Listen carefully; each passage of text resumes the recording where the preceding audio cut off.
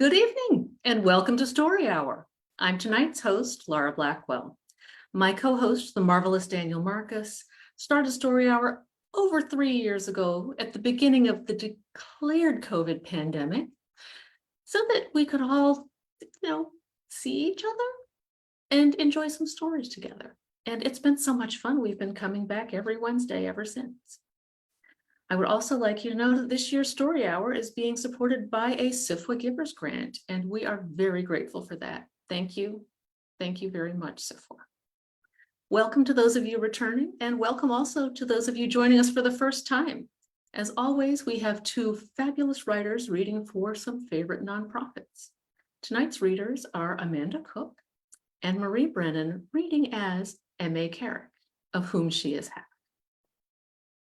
If you can, please consider donating to tonight's featured nonprofits, All Options, and Trees for the Future. Story Hour would also like to put in a plug for the Entertainment Community Fund, which is supporting the writers and now the actors in the WGA strike that we hope will be over any minute now with favorable results. But until then, let's keep people eating. That's good stuff.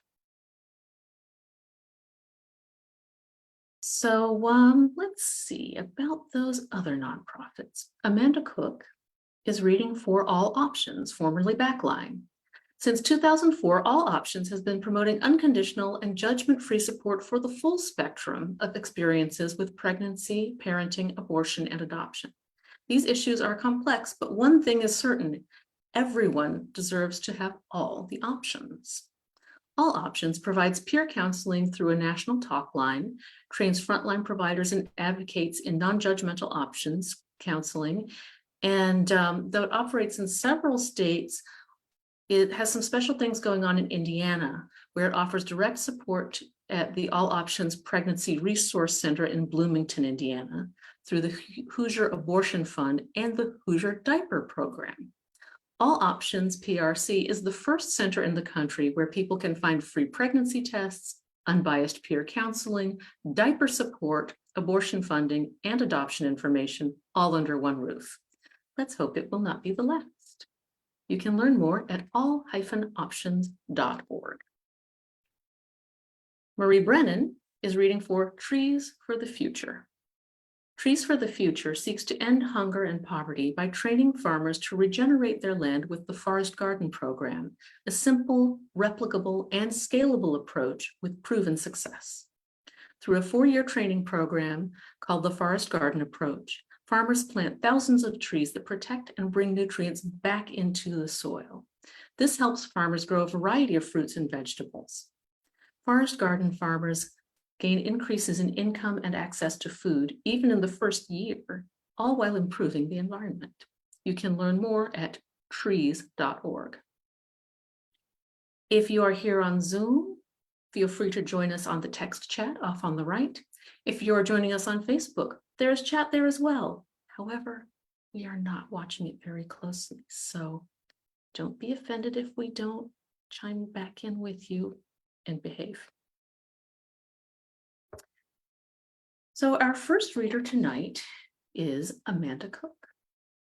Amanda Cook lives in the middle of southern Indiana woods with her spouse, kids, and one small, clingy dog. Her work has been published in Etheria Magazine, Apparition Literary Magazine, Windgraph, and Flame Tree Press's fiction newsletter. Love the stuff they do, always have trouble with their name. Her climate fiction novel, When We Were Forgotten, won the 2018 Bronze Independent Publisher Book Award. Ooh, the Ippy! Ippies are great! For Best Sci-Fi Fantasy Horror ebook. She can be found musing about writing, parenting, cosplay, and life in general at acooksbooks.com. Amanda, welcome to Story Hour. Thank you so much, Laura. I'm so happy to be here. Thank you for asking me to do this. We are delighted to have you here. So what did you bring for us tonight? So I brought 2 flash pieces that I had published last year. The first one was published by Etheria Magazine. It was in their issue number 8, March 2022 edition. It actually started as a prompt for a different magazine, for a submission call for a different magazine for their 100th issue, and the prompt was 100. It didn't make it in that magazine, but I sent it out again, and Etheria luckily liked it and accepted it. So this first piece is Germinating Everyday Magic. I'd forgotten about Aunt Matilda's emergency seeds. One seed for each year of her life, collected from the day she was born. Their gathering was passed on to her when she was ready for the responsibility. They're special seeds, Charlotte, she mused during one of my visits to her cottage. What are you saving them for? Her gray eyes sparkled in the dewy morning. A rainy day. She died the day after her 100th birthday, with her hands submerged in her garden soil. At her memorial service, neighbors spoke of her everyday magic. One gripped a threadbare blanket Matilda had once sung a lullaby into, swearing their babies always slept soundly, swaddled in its folds. Another reminisced about how she would appear on neighbors' doorsteps, a basket of stray kittens on her arm. She knew which person belonged to which cat before they knew themselves. Impatient to catch my train back to the city, I sat and watched the village drink and laugh, trampling flowers Aunt Matilda had once nurtured. A dandelion myself, I thrived wherever the wind blew me, along cracked pavements, between traffic and project deadlines, during sleepless nights in the pub. My family's holidays to the village had always bewildered me, and yet I never returned home completely whole. Some part of me remained with Matilda, buried in the misty fields beyond her cottage, a whiff of sea salt still clinging to my hair. I glanced at my phone and the darkening sky as the celebration continued.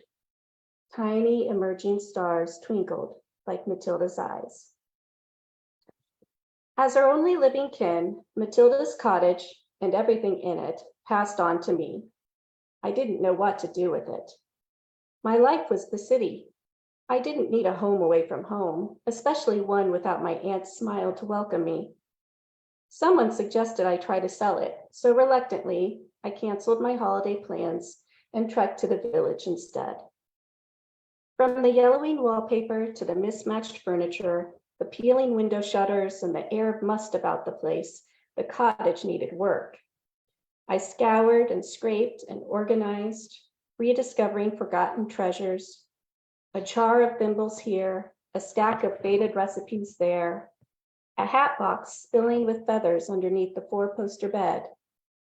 To everyone at the village jumble sale, they were piles of rubbish, but to me, they were the bits of Matilda's life she shared when I was a kid, when I didn't quite understand her, when I was clamoring to get back to my friends. I realized I couldn't just chuck them out, so I tucked them away in the cupboard under the stairs, just in case. While cleaning the cobwebs from the garden shed's corners one afternoon, I found a rusty-edged biscuit tin sat next to a bag of potting soil. Across the biscuit company's logo in thick black was written, "To Charlotte, for emergencies only." I removed the lid and found Matilda's emergency seeds inside, each one an iridescent teardrop. 100 seeds, one for each year of her life. "What am I supposed to do with you?" I murmured. Unlike her other collections, Matilda had clearly wanted me to keep her seeds, but they were hers, her special seeds, her life's work. They lay silent at the bottom of the tin, having no opinions of their own. I tried to research them, but neither Google nor the gardeners at the village nursery were of any help. The longer I held them in my palm, though, the more I could feel life thrumming in each glistening kernel. Near the end of my scheduled holiday, I was painting the shutters when an unfamiliar cat wandered into the back garden. A half hour later, I found myself standing in front of a neighbor's house with the cat in hand, quite certain that was where the animal belonged. I lengthened my holiday by a couple of weeks, adding daily tea with neighbors among my various errands. Then another month went by wherein I hardly left the village. Eventually, or perhaps inevitably, I moved into the cottage. Country living had quietly taken root in me, along with Matilda's magic. The next summer was unusually dry, and the meager harvest barely kept the village fed through a terribly bitter winter. When spring arrived, hot on winter's heels, I did everything Matilda's recipes and dog-eared books and my own memories of her in her garden suggested, but nothing made a difference. I began to wonder if she had merely been lucky, if I had imagined her magic. And yet, the imminency of drought ached in my bones, as if my marrow would turn to the same dust lining the front pavement. One hot morning, Matilda's emergency seeds called to me from the cupboard under the stairs. "It's time," they whispered. Time for what? A rainy day. Unsure of myself, I trudged into the back garden, biscuit tin in one hand, trowel in the other, and widened the cracks in the dirt. Dropping in all 100 seeds, I gave them a sprinkle from Matilda's favorite watering can. An unexpected coolness tickled my neck, perfumed with petrichor. My fingers tingled with cautious hope, and I waited, wondering if the seeds, all 100 years of Matilda, combined with my own germinating magic, would be enough. Or too much. What if I wasted them all for nothing? The sky grew heavy with iron gray clouds, the air electric with a coming storm. A raindrop splashed against my cheek, and another, trailing off my chin like forgotten tears. I lifted my face to the pouring sky, welcoming the gift Matilda had bestowed upon me. The tips of thirsty shoots emerged from the damp earth, hundreds of them, enough to share with the village when they matured, enough to gather more seeds from to pass on in my lifetime. The end. Thank you. And then my second flash piece that I'm going to read tonight was another piece that started from a prompt. Apparition Literary Magazine does a monthly flash fiction contest, and last year's theme each month was a black and white picture. And so for January, I don't know if you can see this, but the picture was this cactus with several birds hovering above the top of the cactus. And so that gave me an idea, and I wrote a little prompt, and it won their fiction contest for January of last year. And then they posted it on their website. So the photo, by the way, was by Mexican photographer Graciela Iturbide, and it's from the Sonoran Desert. It's dated 1979. So the story that I wrote based on that picture is called The Impossible Task of Bringing Water. The desert sun burned as Eliana made her way to the large swath of sand chosen as the meeting place. She pitched her pavilion with a murmur of echoes pulled from her home's plinth and waited inside. How she had been chosen for the task was beyond her. She was still so young. Her name should never have been in the bowl to begin with. Night fell silent and quick. She made a fire from dead sagebrush and tried not to think of the state of her rations. If the Western mage didn't show soon, she would either have to return home and face humiliation or die from heat and dehydration. The latter almost seemed like the better choice. At least the elders would know I'd tried, she told herself. The distant squawk of vultures on the wind woke Eliana from a restless sleep. She wrapped a silk scarf around her face and hazarded a glance outside. Several sleek feathered bodies circled above the western hills, their wings cutting wide black slashes across the sky. Death was near. Eliana wondered if her rival was bringing him with them. The Western mage appeared on the horizon in the haze of late morning heat, to Eliana's relief and consternation. She wasn't going to die after all, not from lack of food and water at least. Small, swift sandstorms slowed the mage's advance, and it was well past nightfall when they finally stepped into the light of Eliana's fire. I am Sertine of the Western Shore. The woman removed the linen scarf covering her face. Her bronze skin glowed in the firelight, a wisp of lines creasing her mouth and eyes. I have been commanded by my elders to bring water here. Eliana stood and clasped Sertine's wrist. I am Eliana of the Eastern Woods. I have also been commanded by my elders to bring water here. Sertine bowed her head stiffly in acknowledgement. It is too late to begin, and I need rest. Shall we start in the morning? Yes, Eliana agreed. She cleared her throat of nerves. It's bending the rules to share, but my pavilion is already up. You are welcome to join me tonight. Sertine's smile was radiant. I would be honored. Eliana barely slept. Her ears pricked for any betrayal by Sertine, but the other mage slept as though she had never met the word before. When the dawn glowed against the pavilion walls, Eliana dressed and made porridge over the fire. Sertine soon roused, and they ate without speaking, their minds on the task ahead. Sertine gazed at the sky. We should begin before the sun reaches its peak, she announced. Using sticks brought for the task, each woman marked off a circle in the sand and stood within their makeshift havens. Do you need a refresher on the rules? Sertine asked. I don't. Eliana kept her expression neutral at the jab at her obvious youth. I'm as prepared for the task as I'll ever be. Well then, let's begin. Both women reached for the cloudless sky and spoke their home echoes, pulling power from the massive plinths buried in their respective countries. While Sertine brought ocean spray and saltwater storms to wet the sand, Eliana brought spring rains and forest dew. The mages spent hours working at the task, but as the sun set, the oasis they had promised to create refused to emerge. They collapsed in their havens, exhausted. The water they had brought forth evaporated, leaving nothing behind. Eliana cobbled together another fire. Huddled with their weary arms wrapped around their knees, the mages sat blinking into the flames.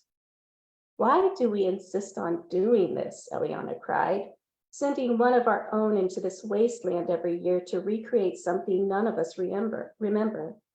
It's an impossible task, and yet we keep trying.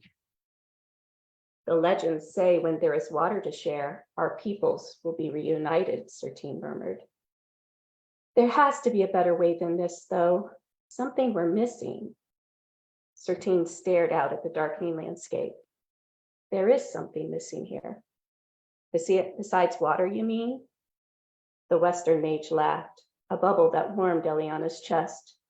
There aren't any plants. There's sagebrush, yes, but nothing truly alive. Nowhere for the water to live. Eliana took a swig from her oilskin and offered it to her rival. But the rules. Bugger the rules, Sertine exclaimed. I think it's time we broke them. She strode back to her haven, and with a sigh, Eliana stepped into hers. Let's do this together, Sertine said. Think of the flora of your home, and I'll think of mine. If we combine their essences, we might create something new, something that could thrive here. A way for us to unite beyond the legends, Eliana whispered. The women pulled echoes from their plinths once more. Their powers twined until they formed a tiny sapling. When the plant's roots touched the sand, it grew and thickened, turning a sage green. A multitude of limbs stretched from its trunk, each of them covered in spines and delicate white blooms. When the new tree reached a few meters above their heads, they released their echoes and circled it, gasping for breath. It's not very pretty, Eliana said, squinting at its prickly skin. Sertine smiled broadly. I think it's beautiful. As the Eastern and Western mages packed up to leave the next day, the vultures returned, alighting on the new desert tree. They squawked and trilled as though they could not contain their joy at a new resting spot. I thought they were portending death when I saw them before, Eliana confessed. She gave one of the tree's blossoms a tentative snip. But now I think they're a sign of life. A sign of new beginnings, Sertine agreed. The end. And that is it for me tonight. Thank you very much. I so appreciate being here. Thank you so much, Amanda. Those were just lovely. Thank There's you. such a deep current of kindness running through them. Thank you. That's what I love to write. So It got me thinking about how if each of us could leave a seed behind every year, what those seeds would be. yeah. And how we owe it to each other to make sure that the seeds we leave behind are food and drought busters and beautiful things. Yeah. I get a little overwhelmed by the stories sometimes. And that's one of the reasons that we take a breath between the two writers, so that we can breathe in the last of those stories and start germinating the seeds as we need to.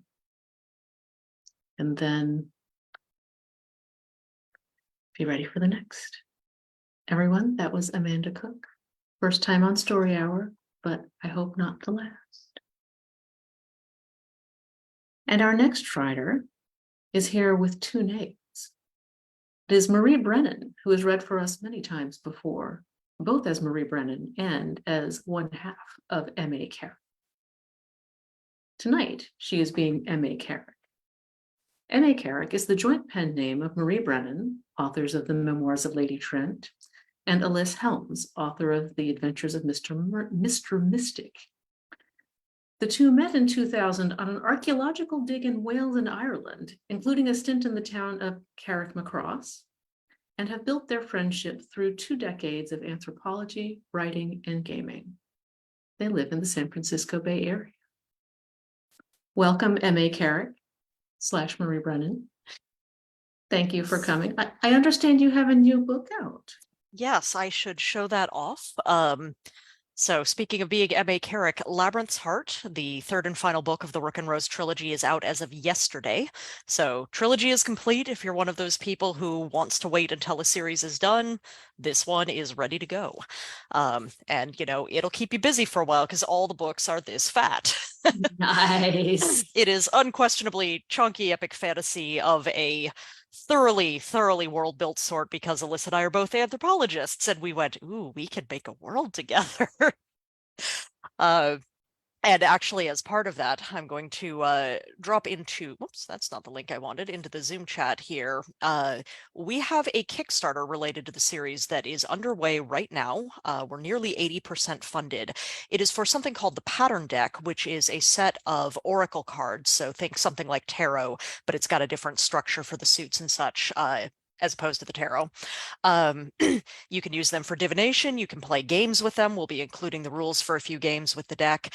And we actually use them for planning the story as well. Like everywhere in the books that there are pattern cards laid, except for the times when our con artist protagonist is cold decking somebody, because then she's cheating and so are we.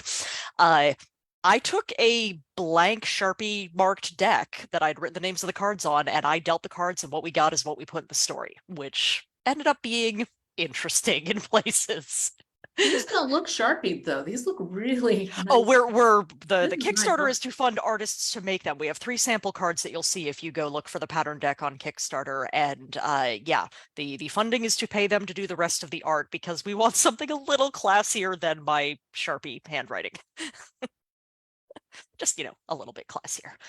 And we've got many fun things included in there, all of which you can get at the $1 tier if the deck isn't your thing. Everything from signed books to series-themed tea samples from Dryad Tea to a frock coat sewn to your measurements out of a gorgeous peacock brocade. So if any of those things sound interesting, check it out. That sounds wonderful. And I understand you're reading a related story tonight as well? Yep, I'm going to be reading one of the Brooke and Rose short stories. This was published under the name M.A. Carrick, but it's one that I wrote solo because I write more short fiction than Alyssa does.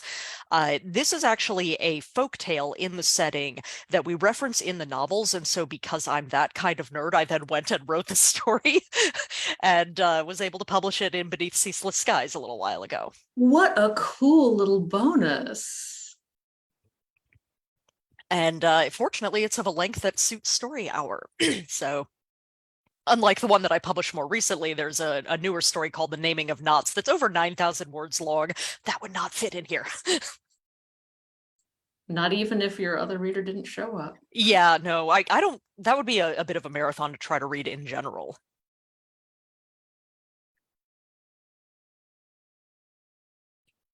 There we go. Sorry, I muted briefly and then unmuted. You can hear me? We can hear you. And Okay. the floor is yours. All right. So this is Constant Ivan and Clever Natalya. Of three parts is every story woven: the warp, the weft, and the fabric they make together. The warp is Constant Ivan, strong and steady. The weft is Clever Natalya, darting here and there. As for the fabric they make, listen, and you shall hear. In the days before now, a fisherman lived on the banks of the river Dejera, who had a son called Ivan. Ivan was a son like every man should hope for, strong and hard-working and kind. Every day he helped his father bait the hooks and pull the nets, and while rarely they had quite as much as they would have liked, usually they had enough. But Ivan had one flaw, which was his virtue also. When he said he would do a thing, he did. This was good when he said he would help his father mend the nets, or when he promised to dig someone a fish pond. Though it took him days to dig, no help would he accept, for he had said he would do it himself. But sometimes Ivan would say a careless thing like, "If a pike you want for your dinner, then I will catch you one." And then days he would journey until he reached a part of the river where pikes were found. It was great sport for people in his village to challenge him to silly things, and then at the crossroads Ivan would stand for a week, because he'd said he would not leave until it rained. To those who admired this, he was Constant Ivan, but to others he was Stubborn Ivan, or Ivan the Stone-Headed. In his village lived a young woman who was very beautiful, and like many of the youths in that place, Constant Ivan fell in love. To gain her hand in marriage, the other young men boasted of the gifts they would bring and the great deeds they would accomplish. "I will give you a talking bird from the Southland," said one, while another said, "I will climb the mountain that lies to our west and proclaim my love to the skies." But Constant Ivan said, "I will capture the moon turtle and bring back its prophecy to you, and then we will be wed." Now, this was foolishness in paper shoes. As big as a hill and as old as the world was the moon turtle said to be, and anyone who caught it would hear a prophecy. Although many people had caught many turtles, and some claimed what they caught was the moon turtle, none had received word of their fate. Constant Ivan had promised an impossible thing. But he was true to his name, and so he set off. From one end to the other he searched the river Dejera, chasing word of the moon turtle. Many he found who said they had seen it, and some he found who actually had. But of those latter, half said it made its home in the north, and half said in the south. And so Constant Ivan stood in the waters of the middle and thought. Reckless in his promises Ivan might be, and constant beyond the point of reason, but a fool he was not. He said to himself, "There are two moons in the sky, Orin and Oras. Why should there be only one moon turtle? Surely there is one for each moon. I will look first for the one in the south." So south went Ivan, to where the river descends from the mountains, and the turtles are small, like the smaller of the two moons. In the shallows of the Dejera, a turtle he caught whose shell was Oras's copper green. To Ivan the turtle said, "I suppose you will ask for a prophecy." Constant Ivan said, "If you offer, I will not say no. But first I should ask if you would like to go north to visit your sister, because I think the two of you have not seen each other in a very long time." "I would like that," the first moon turtle said. So north went Ivan to where the river spreads out to embrace the sea, and the turtles are large, like the larger of the two moons. In the delta of the Dejera, a turtle he caught whose shell was Orin's silver blue. To Ivan the turtle said, "I suppose you will ask for a prophecy." Ivan said, "If you offer, I will not say no. But first I should tell you that I have brought your brother Oras to visit you, because I think the two of you have not seen each other in a very long time." "I would like that," the second moon turtle said. An eclipse there was that night, as the two siblings embraced for the first time in many years. When they parted, Orin said, "Of all those who seek us, only you have been kind enough to consider what we might want." And Oros said, "We would like to give you a prophecy in thanks." But Orin added, "Be warned that prophecies are not always what people want to hear." Constant Ivan said, "I promised the young woman in my village that I would capture the moon turtle and bring back a prophecy. It breaks not my promise for me to capture two, but to have no prophecy cannot be borne.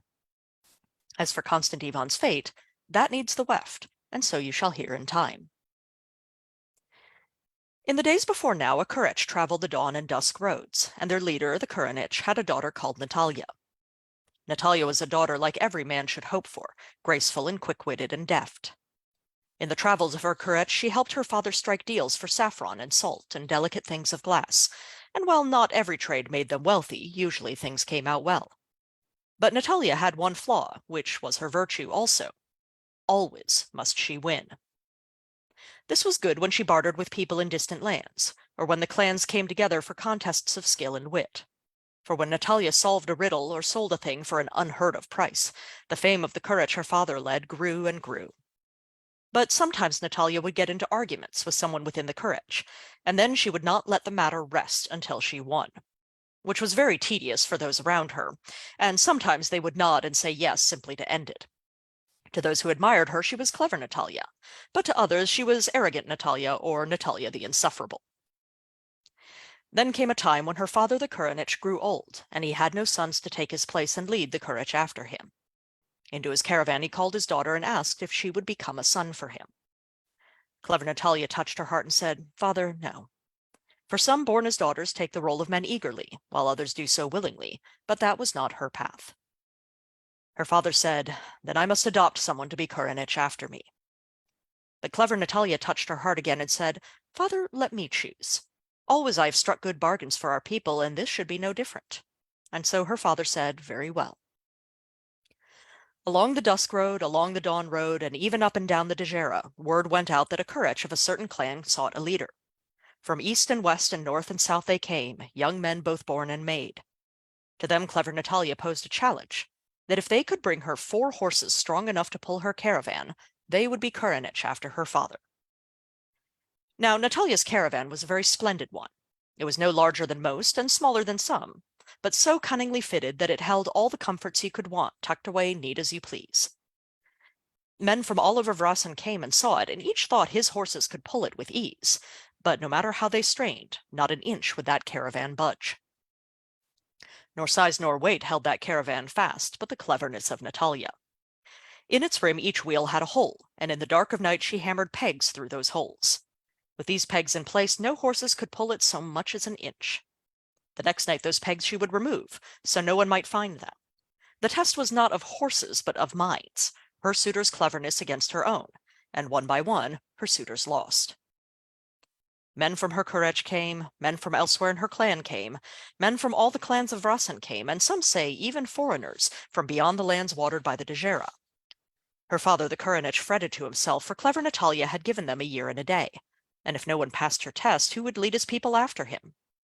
But to his daughter he had given his word, that she would be the one to choose, and Natalya disliked losing. As for how this was resolved, now the warp meets the weft, and so you shall hear at last. Word came to Ivan, as it came to all men, of clever Natalya's challenge. But rumor is a thread whose color changes as it goes, and so he heard only that she needed 4 horses strong enough to pull her caravan. Very large must her caravan be, Ivan said to himself, if she cannot find horses to pull it. But now I understand what the moon turtles said to me. For they had told him that his fate was to move that which cannot be moved. Now Ivan's promise was to capture a moon turtle and bring back a prophecy, and after that he would be wed. Part was incomplete, but not yet all, and never would he leave a task half done. And though he knew little of horses, being a man of the river instead of the dawn and dusk roads, such difficulties concerned him not. He therefore set out to fulfill his fate. Since he was in the north, he looked there first for a horse. Many horses there were in the markets and villages, but others had brought such creatures to clever Natalya. Those would not suffice. Ivan looked out over the water and saw the horses of the sea tossing their manes as they came into shore, and he said, "I will get one of those for clever Natalya." And so he was bound. But the horses of the sea are not easily caught. Again and again he tried, throwing ropes and nets and hooks, but each time the fierce waves battered him down. At last Ivan sat exhausted on the shore and said, "I am not strong enough to catch you. And if I cannot do this, how can I hope to get 3 more? Yet I have said I will do it. No lesser horse will pull the caravan of clever Natalya, who has traveled from the farthest edge of dawn to the farthest end of dusk." And so he sat in despair.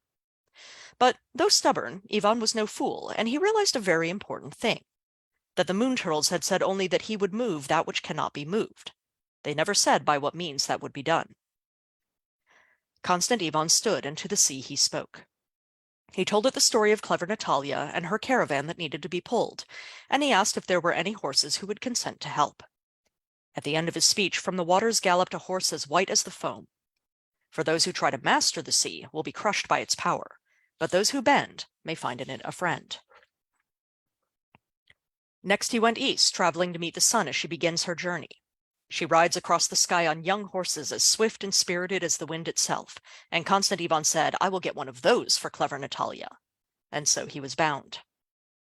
But the horses of the dawn are not easily caught. Again and again he tried, chasing after them on foot and on the horse of the sea, but each time they outran him.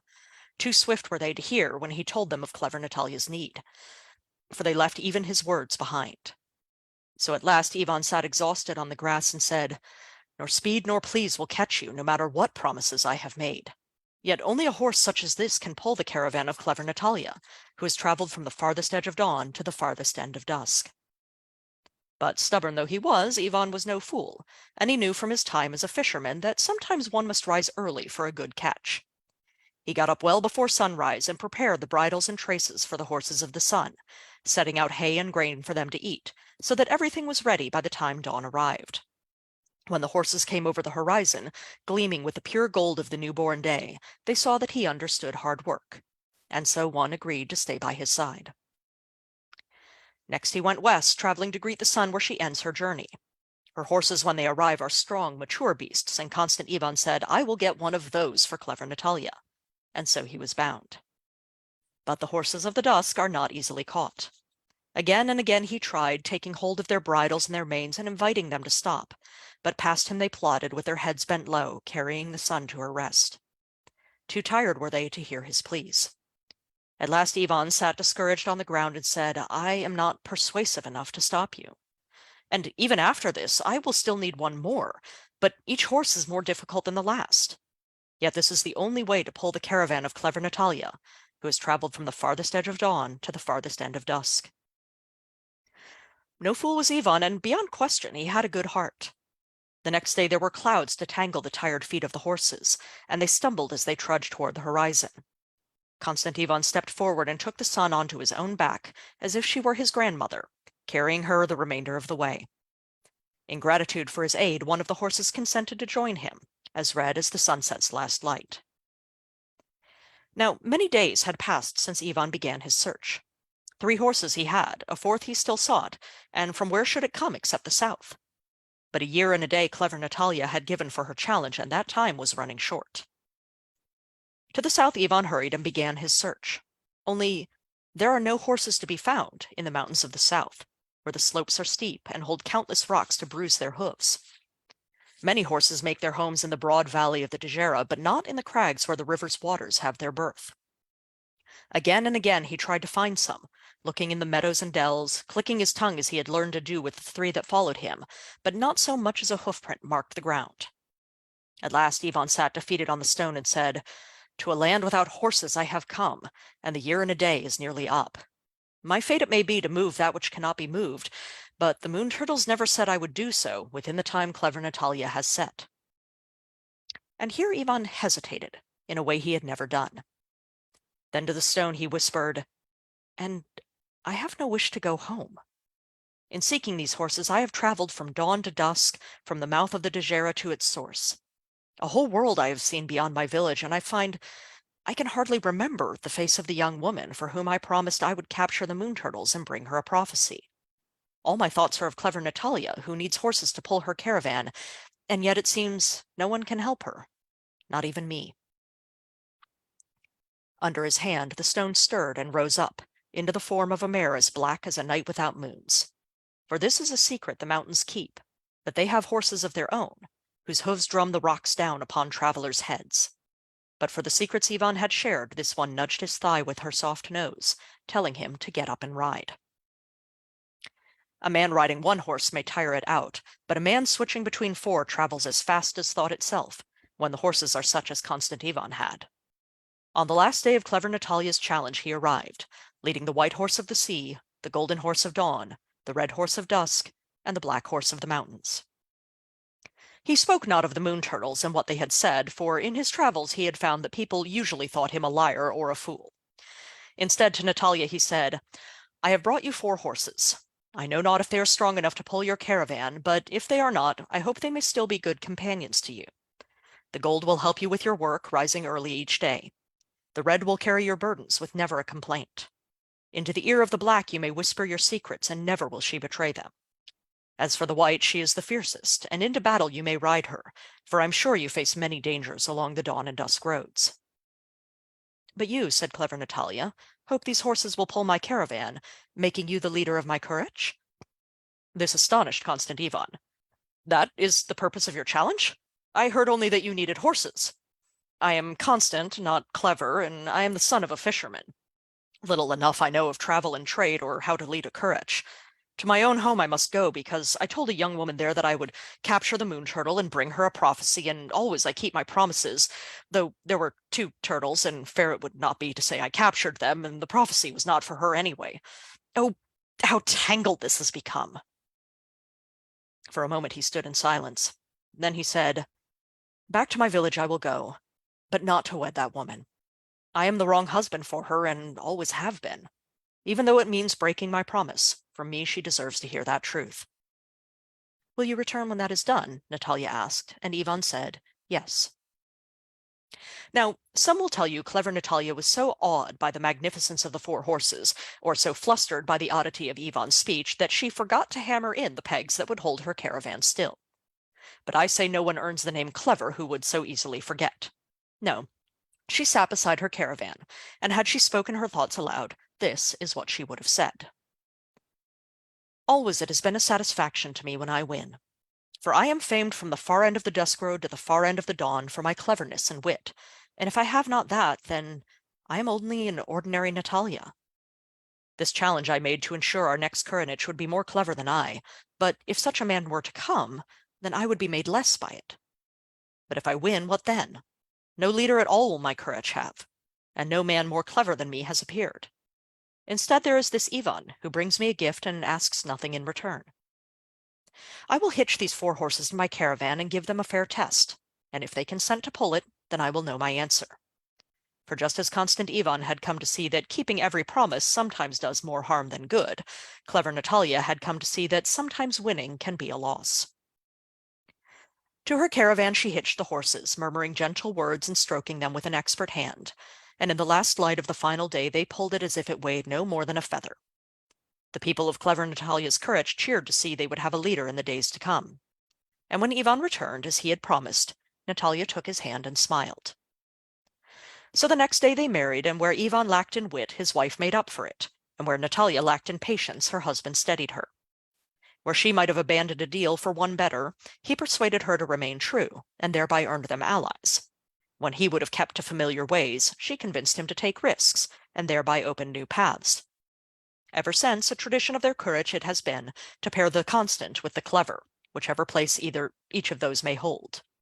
For although a warp thread on its own may break, and a weft thread may not be where it is needed, together Ivan and Natalya made a fine, sturdy fabric, and their courage prospers to this day. The end. And now I get to read the comments that I couldn't let myself look at as they scrolled by.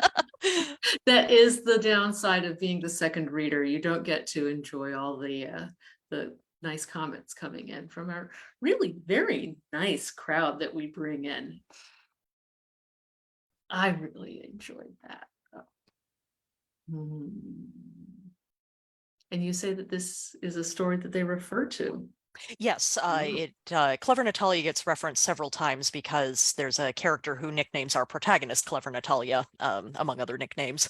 And then the specifics of the four horses wind up being sort of paralleled with something in the novels. Thank you so much for adding that for us. That's I love it when different forms of art all come together to make a story richer. I actually have another one like this I'd like to write because one of the cards in the pattern deck is called Hare and Hound, which means absolutely nothing without the context of there's a folktale I want to write that explains why it's called Hare and Hound. It's got sort of a transformation chase like you see in the folk song The Two Magicians, for example. A thing where somebody, Clever Natalya turns into the hare and the evil sorcerer turns into a hound to chase her down. So she turns into like, a songbird and he turns into a hawk or whatever. So I want to write that story at some point. I want you to write that story too. And is that likelier to happen if your Kickstarter funds and you?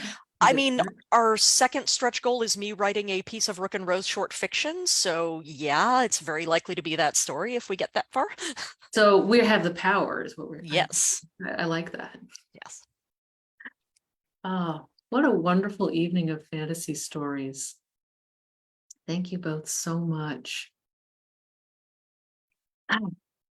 Well, everybody, I'm here every week. I have different writers with me every week, but I'm hoping to get these two back sometime. Now, next week's going to be completely different because we're going to have Patrick Barb and Lindsay McLeod. So I think you can expect it to be a bit of a spookier evening. But I do recommend checking storyhour2020.com the day of the reading to see if there are any announcements or changes. And it's also a good place to just look at the calendar and see who's going to be reading next, see which Wednesdays you just have to tell somebody you absolutely cannot be doing anything else. But, that said, you can also go to the Story Hour page on Facebook and watch any of the videos just as many times as you want. There's no limit. As many times as you want. So just keep that in mind, storyhour2020.com. It'll help you out a lot. Marie Brennan as M.A. Carrick, Amanda Cook, thank you both so much for being here with us tonight, for reading us your wonderful stories. I feel really refreshed after this evening of stories. And I'd like to made a delightful pairing, I think. I think so too. I think so too. It was great. Thank you for having me. I really appreciate it. It is our pleasure. It was great to have such a breadth of fantasy, and yet it was all very harmonious. So it's wonderful when that happens. I'd also like to thank my co-host, Daniel Marcus, who is not here tonight, but he'll be back. And to thank all of you who are here now in the Zoom. Hi, all of you who are on Facebook, and all of you who are watching on Facebook in the future that I can't see from here. Because as long as we're here enjoying these stories together, we're all together in the same story hour. Good night.